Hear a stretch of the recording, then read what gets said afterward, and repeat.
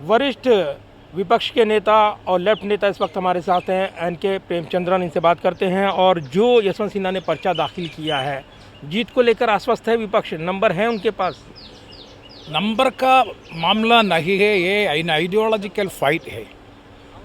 BJP led government को fight करना, इसलिए सभी विपक्ष पार्टियों यूनाइट किया और unity of opposition has come fight against this government at the centre. हमारी सेकुलर फैब्रिक, हमारी democratic fabric, all the constitutional organisations are under threat. In such a situation हम विपक्ष पार्टियों यूनाइट करने के बाद एक यूनानिमस कैंडिडेट को प्रपोज किया, वो है यशवंत सिन्हा जी। वो प्रॉपर कैंडिडेट है, एब्सोल्यूट कैंडिडेट है, क्योंकि उन्होंने एक्सपीरियंस है। बीजेपी में था, उन्होंने बीजेपी में था, मिनिस्ट्री में था और आईएएस ऑफिसर है। हम विपक्ष पार्टियों को अच्छी तरह बिलीव करता है, अच्छी तरह ट्रस्ट है। Yashwant Sinha could protect the constitutional values of this country.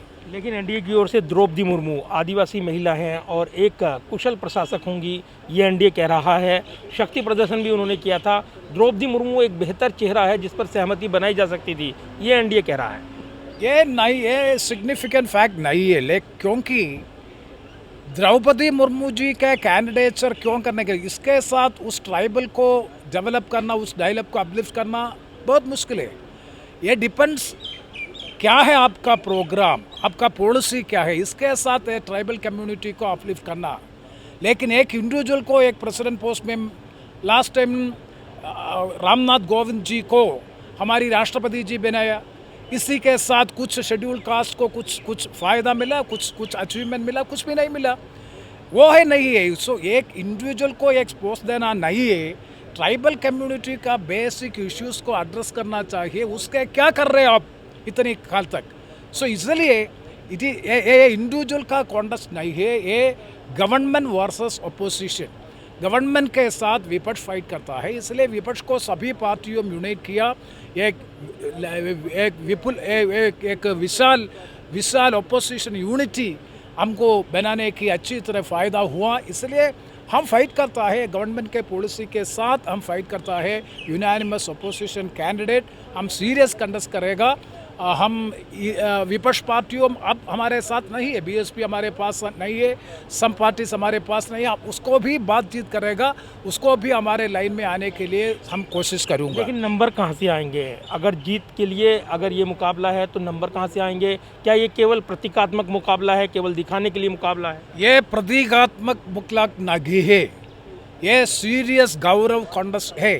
क्योंकि नंबर का मामला, सभी विपक्ष पार्टियों में यूनाइट करे हैं तो हमके पास नंबर है। एंड इनर कॉन्ट्रडिक्शन भी है। बीजेपी में, भाजपा पार्टी में, भारतीय जनता पार्टी में इनर कॉन्ट्रडिक्शन से, कॉन्स्टिट्यूएंट पार्टीज में इनर कॉन्ट्रडिक्शन से।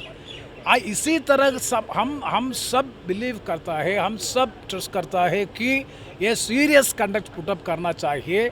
इसके साथ जीतने के लिए हम कंडक्ट करता है। नंबर है कि आपका रिजल्ट।